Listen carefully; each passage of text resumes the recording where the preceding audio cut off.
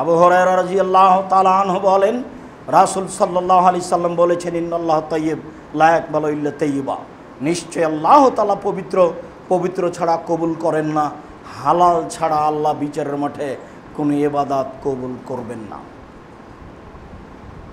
সুম্মা যাকারা রাজুলা,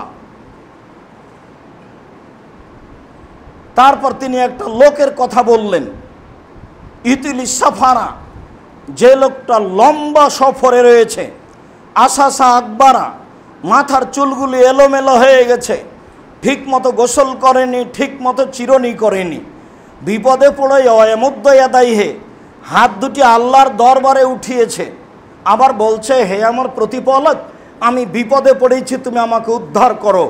তারপরে আল্লাহ রসুল বলছেন, মাতামহ হারামুন, তার খাদ্য আছে হারাম, মাশরাবহু হারামুন, তার পানি আছে হারাম, মালবাসহু হারামুন, তার পোশাক আছে হারাম, ও গুজিয়া বিল হারামে, তার জীবিকা নির্বাহ হারাম।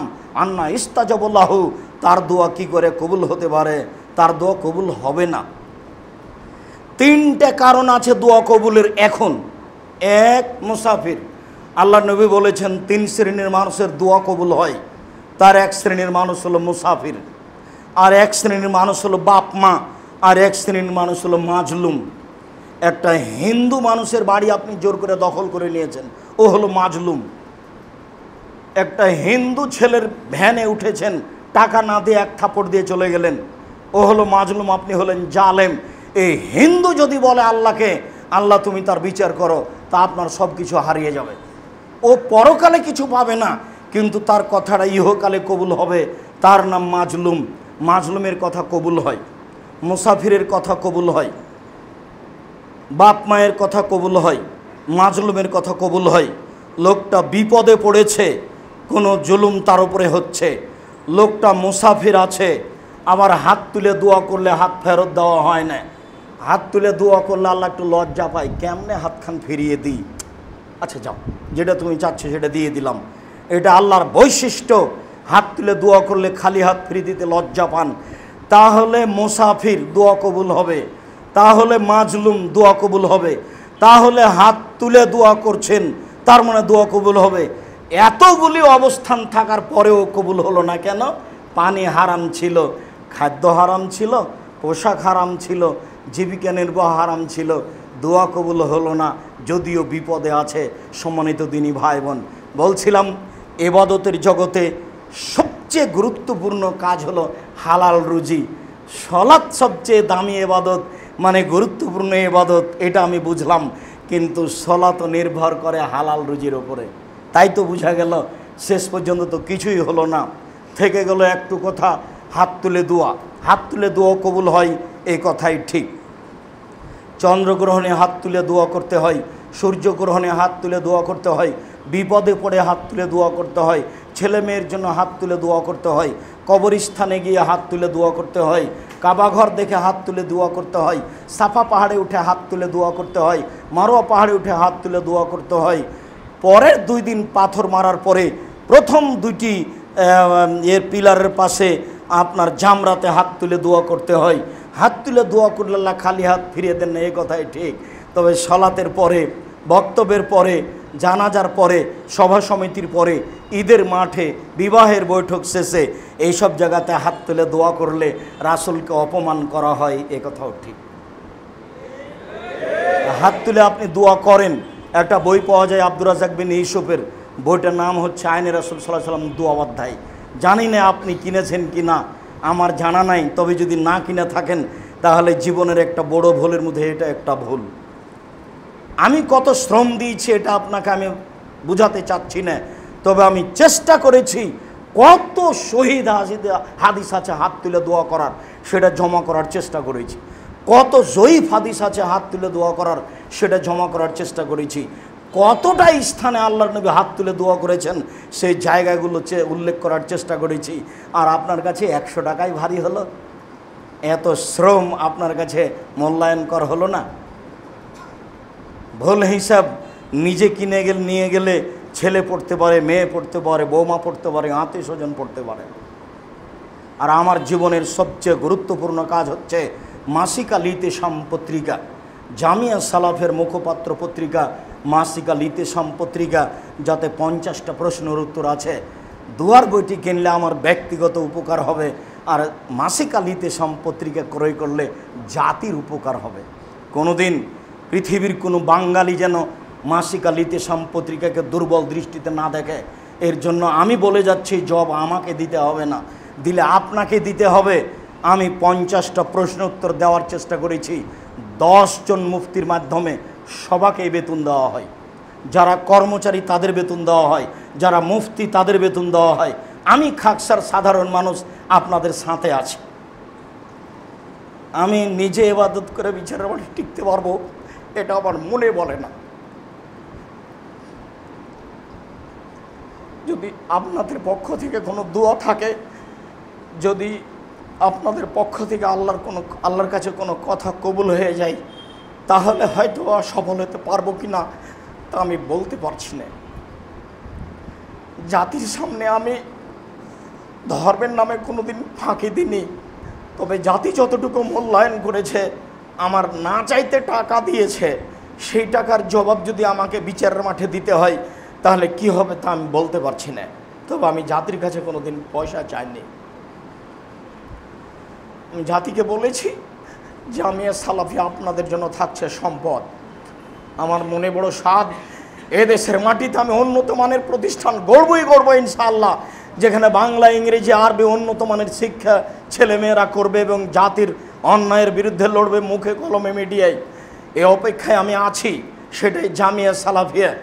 সবাকেই সম্ভব হলে অর্থ দিয়ে, না হলে দোয়া দিয়ে, না হলে মুখে একটু বলে যে আল্লাহ তুমি জামিয়া সালাফিকে কবুল করো, এইটুকু অংশগ্রহণ করার জন্য পৃথিবীর বাঙালির কাছে আমি অনুরোধ জানিয়েছি। যারা যেখানে আছে, জামিয়া সালাফের মুখপাত্র পত্রিকা মাসিকা লিতেসাম পত্রিকা, আজকেও যাওয়ার সময়তে তাকে মূল্যায়ন করার চেষ্টা করতে হবে। দাম 10 টাকা হোক আর 20 টাকা হোক, যেটাই হোক না কেন।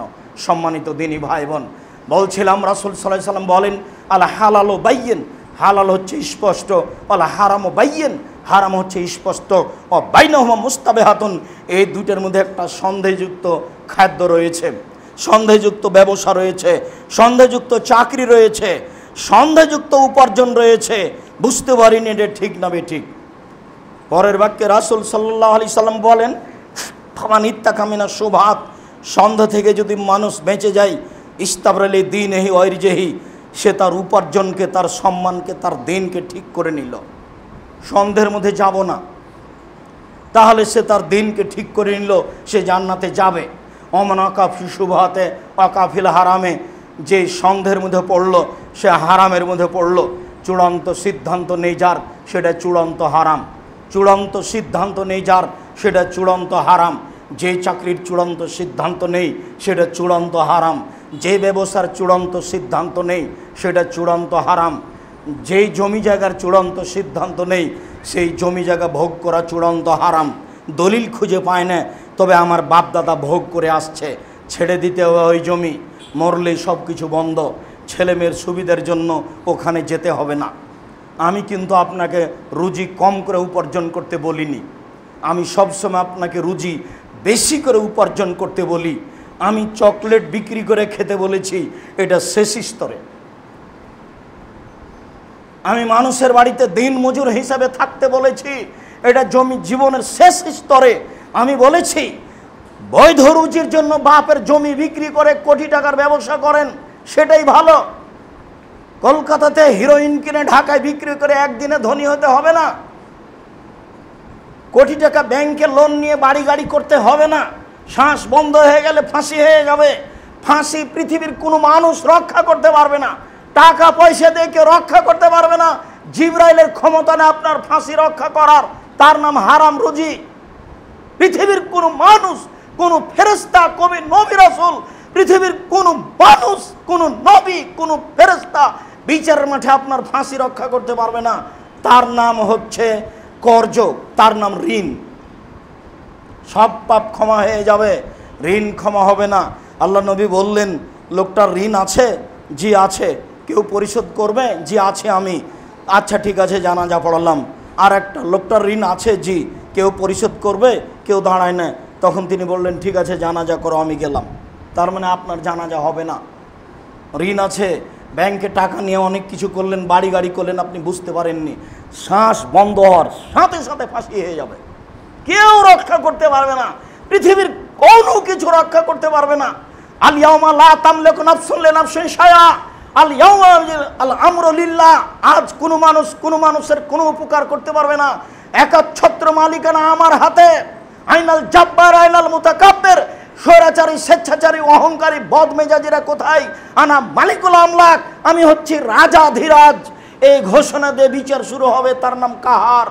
খুব কঠোর ও কঠিন, কারো রক্ষা হবে না।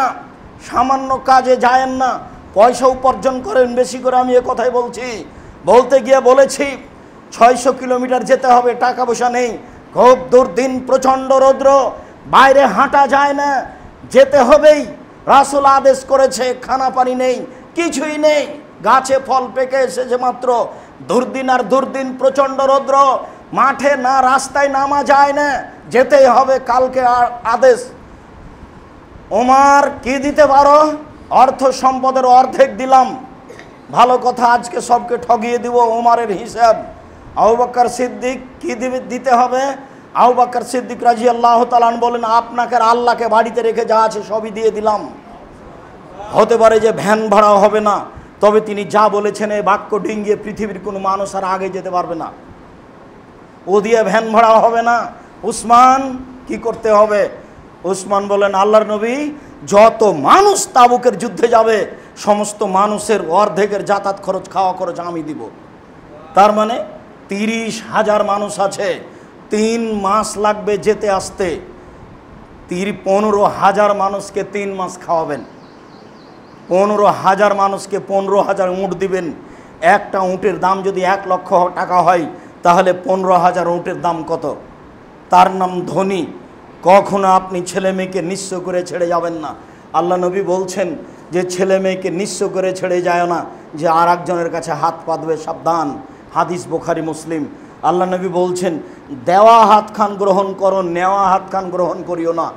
দেওয়া হাত খান ভালো, নেওয়া হাত খান খারাপ। দেওয়া হাত খান দানশীল, নেওয়া হাত খান ভিক্ষুক। কোনো সময় নেওয়া হাতটা গ্রহণ করবে না, দেওয়া হাতটা গ্রহণ করিও, জীবনে সফলতা অর্জন করতে পারবা। তাই তিনি বলছেন দিন মজুরকে দান করতে হবে, মানে দেওয়া শিখো। যে যা টাকা পয়সা দিচ্ছেন ছেলে মেয়ের হাত দিয়ে দেওয়াবেন, ছেলে মেয়ে দিতে শিখুক। আপনার অবর্তমানে যেন ছেলে মেয়ে মুসাফিরকে খাওয়াতে পারে, অসহায় মানুষকে খাওয়াতে পারে। আপনার বাড়ির নাম হবে মেহমানখানা। যেমন আপনার বাপের অভ্যাস ছিল, আপনার দাদার অভ্যাস ছিল, ওই গতিতেই ফিরে যেতে হবে। শতদিন বলেছি, মনে রাখবেন, হালাল স্পষ্ট, হারাম স্পষ্ট। কেউ যদি সন্দেহের মধ্যে পড়ে যায় তাহলে পরকাল হারিয়ে গেছে। সন্ধে থেকে বাঁচতে হবে কার রাই, রাখালের মতো। ইয়া রাহাল আল হেমা, যে রাখাল আইলে গরু চড়াচ্ছে, সম্ভাবনা রয়েছে আইলে গরু চড়ালে গরুতে ধানে মুখ দিতে পারে। আইল বুঝেন কি না আমি জানি না। আল্লাহ নবী বলছেন, আইলে গরু নিয়ে যায় না, গরু থাকতে থাকতে ধানে মুখ দিতে পারে। ঠিক তুমি সন্দেহযুক্ত রুজি উপার্জন করিও না, তুমি বিপদে পড়ে যাবা। মনে রেখো, আলালে কুল্লে মালিকিন হেমায় হেম আল্লাহে মহারে মোহ। আল্লাহর একটা সীমারেখা রয়েছে, মানুষের একটা, দেশের একটা সীমারেখা রয়েছে। বাংলাদেশ শুরু হলে ভারত শেষ হয়, ভারত শেষ হলে বাংলাদেশ শুরু হয়। আর আল্লাহর সীমারেখা হচ্ছে হালাল হারাম, হালাল শেষ হলে হারাম শুরু হয়, হারাম শুরু হলে হালাল শেষ হয়। এরপরে তিনি বলছেন, মনে রেখো, মানুষের শরীরে একটা টুকরা রয়েছে, যতক্ষণ পর্যন্ত টুকরা ভালো আছে, মানুষটা ভালো আছে, ওই যা ফাসাদাত ফাসাদল জাসাদ কুল্লহু, যখন ওই টুকরা খারাপ হয়ে যাবে গোটা মানুষটাই খারাপ হয়ে যাবে। আলা ওয়াহিয়াল কালব, মনে রেখো সেটাই অন্তর। যার অন্তর ভালো তার সবই ভালো, যার অন্তর খারাপ তার সবই খারাপ। যার ভিতর ভালো তার সবই ভালো, যার ভিতর খারাপ তার সবই খারাপ।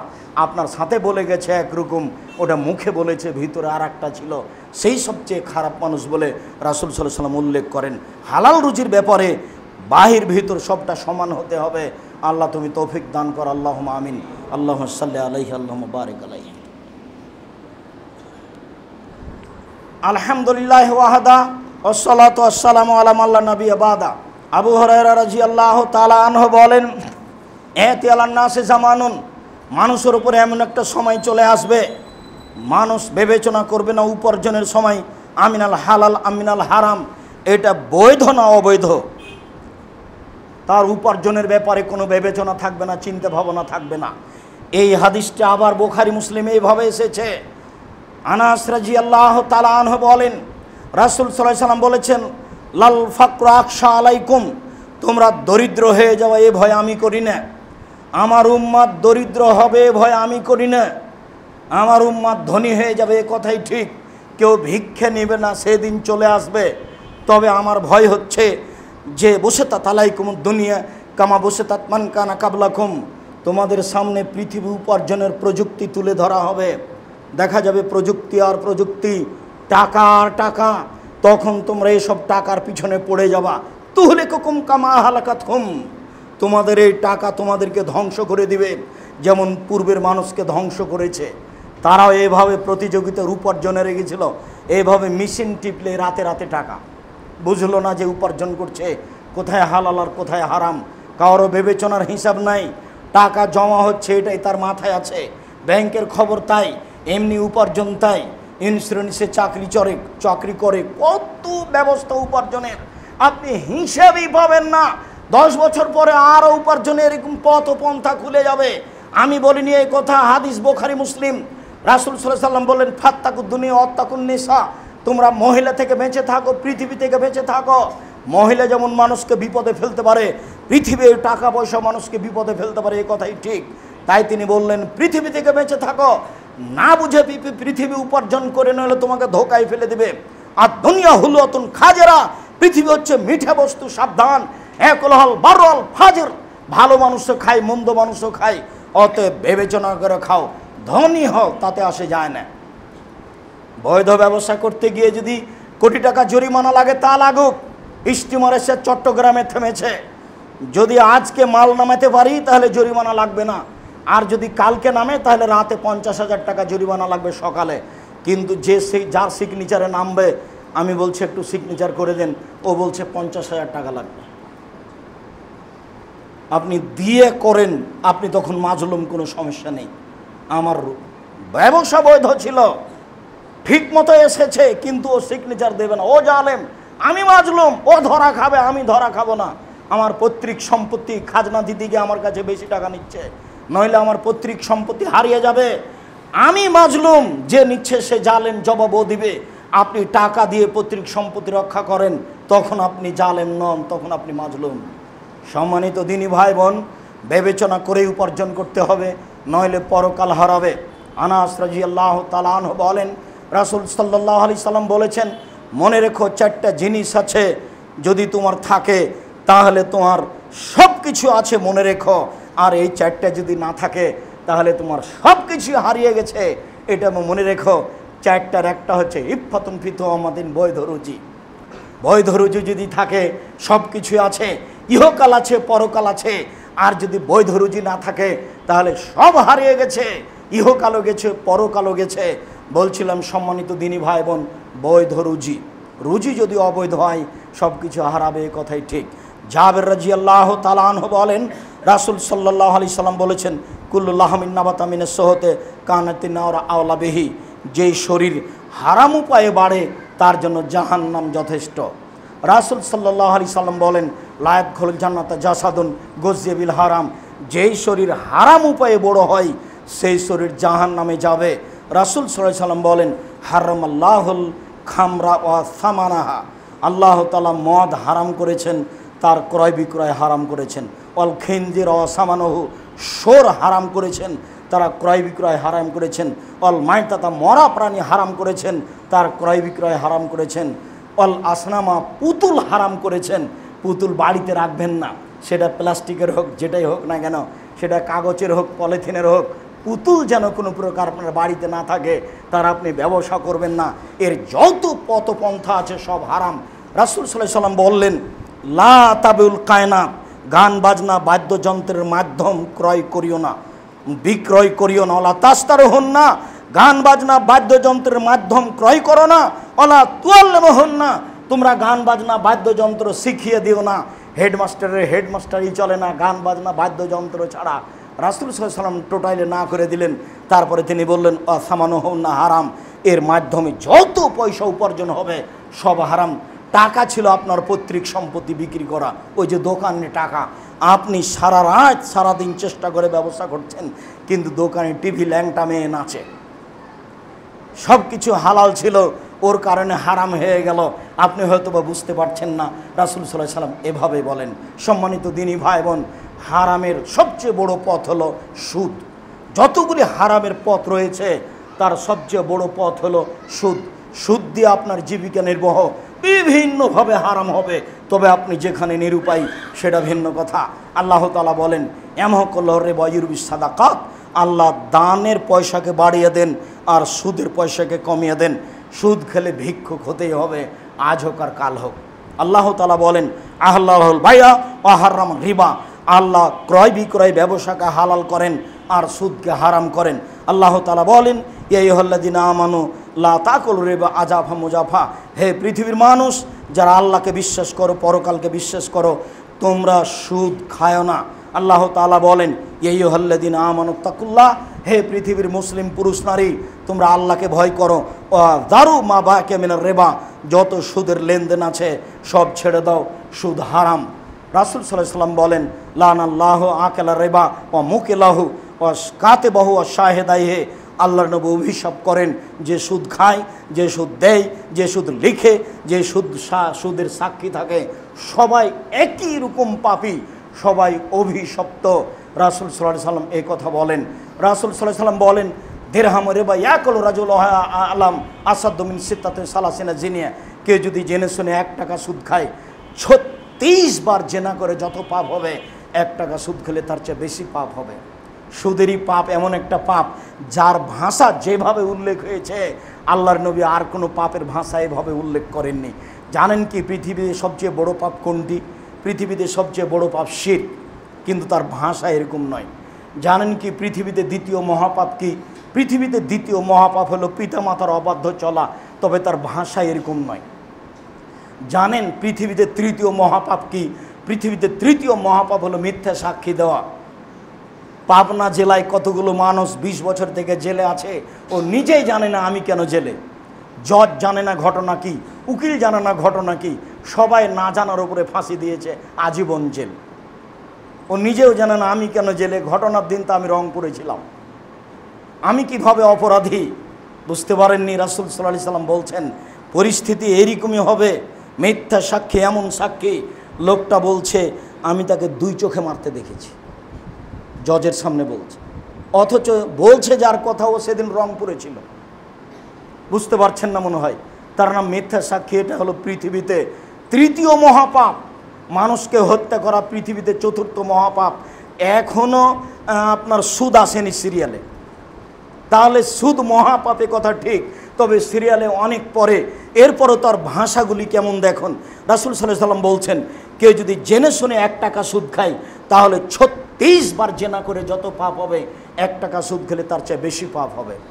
কই এমন ভাষা তো শিরকের ব্যাপারে বললেন না, কই এমন ভাষা তো বাপ মাকে গালি দেওয়ার ব্যাপারে বললেন না, কই এমন ভাষা তো মিথ্যে সাক্ষীর ব্যাপারে বললেন না, কই এমন ভাষা তো মানুষকে হত্যা করার ব্যাপারে বললেন না।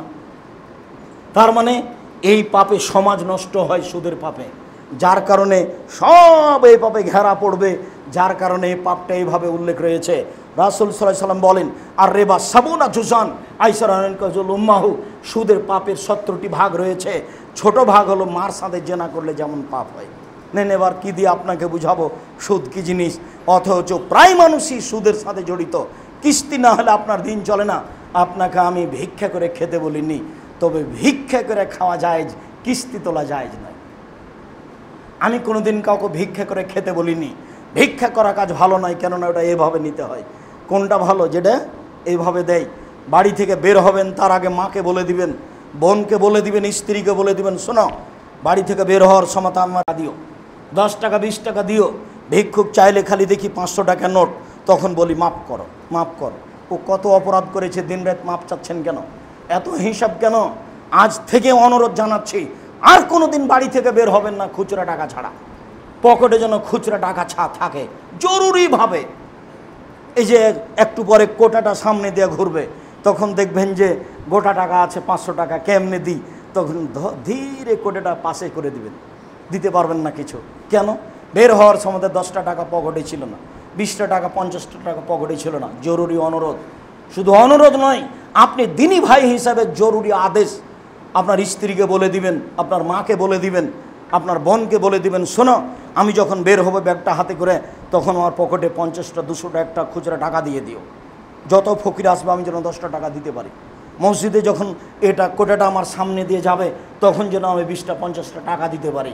আর জামিয়া সালাফিয়া তো আছেই, জামিয়া সালাফিয়া তো জাতিকে উন্নত মানের শিক্ষা দিতে চাই, সেটা তো আমাকে দোয়া করতে হবে, নাহলে জরুরিভাবে সেখানে পয়সা দিয়ে আসতে হবে, এটা তো আমার জিম্মেদারি। কিন্তু খালি বের হয়ে গেছেন, কি করবেন? কোনোদিন খালি বের হবেন না। আমার মা বলতো, যখনই বাড়ি থেকে বের হতাম তখন বলতো, কিছু খুচরা টাকা নিয়েছো? কেন আম্মা? তো বলছে, বেটা ছেলেকে খালি বের হতে হয় না, টাকা নিয়ে বের হতে হয়। কেন? যে আমার মা বলতেন, আমি নিজেও জানি, বাড়ি থেকে বের হতে হবে তখন কিছু টাকা পয়সা নিয়ে বের হতে হয়, এটা আমার মা বলতেন। তার এই ভাষাটা বলতেন যে বেটা ছেলেকে টাকা পয়সা নিয়ে বের হতে হয়, খালি বের হতে হয় না। সম্মানিত দিনী ভাই বোন, আমরা শেষের দিকে এসে বলছি, রাসূল সাল্লাল্লাহু আলাইহি সাল্লাম হারাম উপার্জনের যতগুলি পথ উল্লেখ করলেন, তার সবচেয়ে জঘন্য ঘৃণিত পথ উল্লেখ করলেন, সেটা হলো সুদ। হালাল রুজি উপার্জন করতে হবে, এই কথাই ঠিক। জীবন বাজি রেখে হালাল রুজির উপার্জনের চেষ্টা করতে হবে যে কোনো মূল্যে। জরুরি অনুরোধ, পয়সা বেশি উপার্জন করতে হবে, এই কথাই ঠিক। যদি পয়সা বেশি উপার্জন না করেন, তাহলে হাত পেতে দিতে হবে, দেওয়া যাবে না। আর সবচেয়ে বেশি পয়সা উপার্জন করা যায় ব্যবসা দিয়ে। রাসূল সাল্লাল্লাহু আলাইহি সাল্লাম নিজে ব্যবসায়ী ছিলেন, তবে ছোটোকালে ছিলেন ছাগলের রাখাল, পরকালে ছিলেন শরিকে ব্যবসায়ী। ব্যবসা তিনি ভালোবাসতেন, ব্যবসা দিয়ে অনেকের উপকার করা যায়। 3 জনই ব্যবসায়ী। আবু বকর সিদ্দিক রাদিয়াল্লাহু তাআলা আনহু ব্যবসায়ী মানুষ, উমর রাদিয়াল্লাহু তাআলা আনহু ব্যবসায়ী মানুষ, উসমান রাদিয়াল্লাহু তাআলা আনহু ব্যবসায়ী মানুষ। 3 জনই ব্যবসায়ী মানুষ, তবে ব্যবসাতে টাকা বেশি কার? উসমান রাদিয়াল্লাহু তাআলা আনহু, তাই তার নাম গনি, মানে দিতে পারেন, সেই জন্য 15,000 মানুষের খরচ দিবেন। হালাল রুজি উপার্জন করতে গিয়ে আপনাকে আমি পিছিয়ে হটতে বলিনি, আপনাকে আমি সামনের দিকে আসতে বলছি। কেননা এবাদতের জগতে সবচেয়ে দামি এবাদত দান। তিনি বলছেন সবাকে দান করতে হবে। তখন সাহাবী বললেন, যদি না পারলে মানুষের বাড়িতে কাজ করবে, কাজ করে নিজে খাবে আর মানুষকে দিবে। দেখেছেন, ভাগ করে দিলেন, হাদিস তো বুখারী মুসলিম। তখন সাহাবীগণ বলছেন, যদি কাজ করতে না পারে, কাজ করতে না পারলে অসহায় মানুষের সহযোগিতা করবে, একটা ভ্যান ঠেকে গেছে ঠেলে দিবে। বলছে এটাও যদি না পারে, দেখছেন একই বৈঠকে সাহাবীগণ নিচে নিয়ে যাচ্ছে। তো বলছে যদি অসহায় মানুষকে সহযোগিতা করতে না পারে, অসহায় মানুষকেও যদি সহযোগিতা না করতে পারে, ইমসিক নাফসাহু আনিশ শাররি ফাহিয়া সাদকা, তাহলে নিজেকে অন্যায় থেকে বাঁচাবে, এটাই হলো সাদকা। উপার্জনও করে না, সহযোগিতাও করে না, মোবাইল নিয়ে বসে আছে, তাহলে তো হবে না। মোবাইল বন্ধ করে এমনি বসে থাকতে হবে, তাহলে নাকি হবে? উপার্জন করতে হবে, জরুরি। আমার মা বলছে, তুই যেভাবে বলছিস তাতে তো বউ ছেলে বেড়ে যাবে। বলে কি? বাপকেও কাজ করতে হবে। আমি আম্মা আপনি ভুল বুঝছেন মনে হয়, বাপকেও কাজ করতে হবে, এ কথাই ঠিক। বাপ ছেলের খাবে না যতদিন পর্যন্ত নিজে কাজ করতে পারে। নিজে কাজ করলে দানের স্বাধীনতা থাকে। এখন ছেলেকে বললাম, আব্বা 500 টাকা দাও তো আব্বু, আমি অমুককে দিব, তা ছেলের কাছ থেকে নিয়ে দিতে হলো জামিয়া সালাফিয়ায়। আরে আমি নিজে উপার্জন করি, আমার বয়স 80, তাতে কি আছে? আমি উপার্জন করি 20 টাকা, 10 টাকা দান করি, 30 টাকা আমি উপার্জন করি, প্রয়োজনে ছেলের একা দিই। বাপকে এইভাবে বেঁচে থাকতে হবে। যেদিন বাপ উপার্জন করতে পারে না, সেদিন ছেলে মেয়ে দেখবে, এ কথা ঠিক। কোনো মানুষের বসে খাওয়ার অনুমতি নেই, প্রয়োজনে মানুষের বাড়িতে কাজ করতে হবে, এটাই রাসূল সাল্লাল্লাহু আলাইহি সাল্লামের আদেশ। সম্মানিত দিনী ভাই বোন, বৈধ রুজির উপার্জনের চেষ্টা করতে হবে যে কোনো মূল্যে। হারাম রুজি থেকে বেঁচে থাকতে হবে যে কোনো মূল্যে। কেননা মানুষের জীবনে সবচেয়ে জরুরি কাজ 5 ওয়াক্ত সালাত, নামাজ। তবে তার চেয়েও জরুরি কাজ হলো হালাল রুজি। নামাজ না হলে সবই ঠেকে যাবে, এবার হালাল রুজি না হলে নামাজও ঠেকে যাবে। তারপরে তৃতীয় জরুরি কাজ কোরআন তেলাওয়াত করা। চতুর্থ জরুরি কাজ মানুষ যেখানে বসে গল্প করছে সেখানে না বসা। তারপরে জরুরি কাজ হচ্ছে এই দিনী ভাই বোন হিসেবে আপনাকে আমি বলছি, ঘুমের ঘোরে উপার্জন করতে শিখেন। তার মানে খুব ঘুমিয়ে আছেন, স্বপ্ন দেখবেন উপার্জন, তার মানে আপনি তা ব্যস্ত থাকেন উপার্জনে। আর রাজার হালে ব্যবসা করছেন, ব্যবসা রাজার হালে হয় না। বলছে 20 লক্ষ টাকা আছে ব্যাংকে রেখে দিয়েছি, প্রতি মাসে 1100 করে পাই লক্ষে। অবাক কথা, নিরাপদ ব্যবসা, ব্যবসা এরকম হয়, এটা কিভাবে হলো? বলে ব্যাংকে বলছে যে, বলে নবী যে বলছেন ব্যবসা নিরাপদ নয়, কোনো দিন সমস্যা ঘটলো না। আমি তো কোটি টাকার ব্যবসায়ী, কিনেছি পাবনায় বেগুন, যাবে ঢাকায়, যদি জ্যাম লেগে যায় 7 ঘন্টা দেরি হয় সব বেগুন পচে যাবে। তার নাম ব্যবসা। টেনশন আছে, ব্যস্ততা আছে, চিন্তা আছে। ব্যবসা এরকম ছিল, 10 লক্ষ টাকা ব্যাংকে রেখে দিয়েছি, কোনো দিন কমলো না, মাসে মাসে এত টাকা পেলাম। এটা তো কেমন নিরাপদ ব্যবসা? ব্যবসা কোনো দিন নিরাপদ হয় না। ব্যবসা তো কোনো কষ্ট ক্লেশ, ত্যাগ তিতিক্ষা বিনিময়, শ্রম ব্যথা সব কিছুর নাম ব্যবসা। নিরাপদে ব্যবসা হয়ে গেলে এমন নাম ব্যবসা নয়। সম্মানিত দিনী ভাই বোন, ব্যবসা করে উপার্জন করতে হবে, ছেলে মেয়েকে উচ্চ শিক্ষিত করার চেষ্টা করতে হবে। প্রয়োজনে ভিক্ষা করে, ছেলে মেয়ে ভিক্ষা করবে না, ছেলে মেয়ে গার্মেন্টসে যাবে না, ছেলে মেয়ে রাস্তাঘাটে নামবে না। আমি যতদিন বাপ বেঁচে আছি আমি জমিদারি দিয়ে পড়াবো, না হয় মানুষের বাড়িতে কাজ করে পড়াবো, না হয় আমি ভিক্ষা করে পড়াবো। এটা আমার জরুরি জিম্মেদারি আমি বাপ হিসাবে। এইটা মনে করতে হবে বাপকে, তাহলে সমাজের উপকার করা যাবে, নিজের উপকার করা যাবে, জাতির উপকার করা যাবে। তারপরে অনুরোধ থাকছে আপনাদের এতদা অঞ্চলে এই মসজিদটি আরও বড় উন্নত মানের করতে হবে। আজকে যত কষ্ট পেয়েছেন এরকম কষ্ট যেন পরবর্তীতে না হয়, এমন একটা ব্যবস্থা করতে হবে। প্রয়োজনে তা 10 তলা হয়ে যাক। সবার একটা চিন্তা ভাবনা থাকতে হবে। তারপরে স্মরণে রাখতে হবে জামিয়া সালাফের কথা। আমার মনে বড় স্বাদ, আমি এদেশের মাটিতে উন্নত মানের প্রতিষ্ঠান গড়বই ইনশাআল্লাহ। 2013 সালের 24 আগস্ট মঙ্গলবার জামিয়া সালাফে রূপগঞ্জ নারায়ণগঞ্জ ঢাকায় বলেছিলাম আমার হাতে টাকা নেই, এ কথা সত্য, এখানে প্রতিষ্ঠান গড়বে, এ কথা সত্য, ইনশাল্লাহ গড়বে। বিশাল ভূখণ্ডের উপরে জামিয়া সালাফে রূপগঞ্জ নারায়ণগঞ্জ ঢাকা।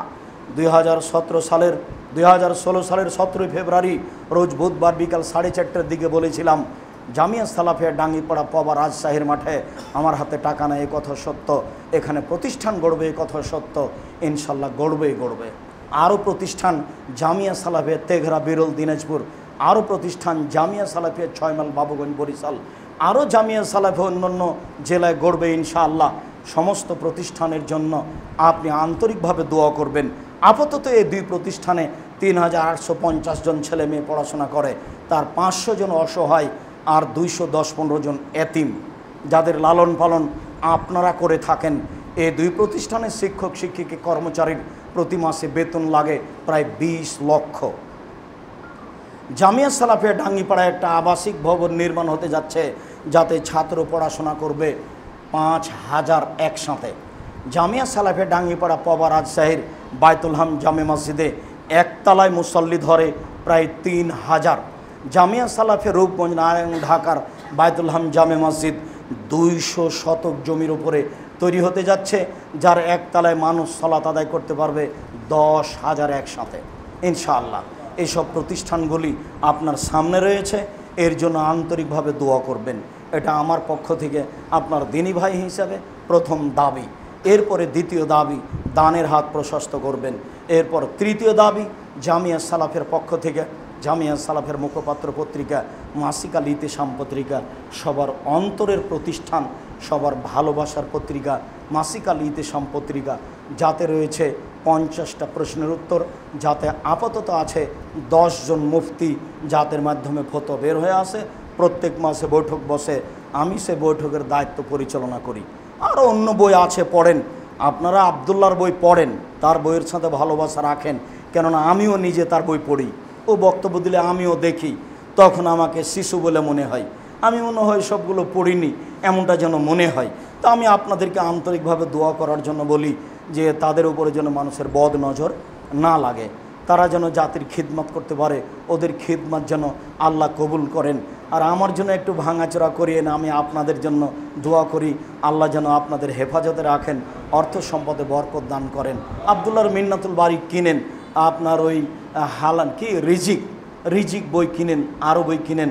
তবে প্রতিষ্ঠানের পক্ষ থেকে কে বড় ক্ষতিগ্রস্ত, কে বড় লাভবান, আদর্শ পরিবার, আদর্শ নারী, বক্তা শ্রোতার পরিচয়, তাফসির কি মিথ্যা হতে পারে, মরণ একদিন আসবে, সব বইগুলি স্মরণ রাখবেন। সম্মানিত দিনী ভাই বোন, আমি আব্দুর রাজ্জাক বিন ইউসুফ আপনাদের সার্বিক কল্যাণ কামনা করে, দূর দূরান্ত থেকে এসেছেন, সবার কল্যাণ কামনা করে, এই মসজিদের জন্য আন্তরিকভাবে দোয়া করার দাবি রেখে, জামিয়া সালাফিয়ার বিষয়টি মনে রাখার দাবি রেখে আজকের জুমার খুতবা এখানে শেষ করছি।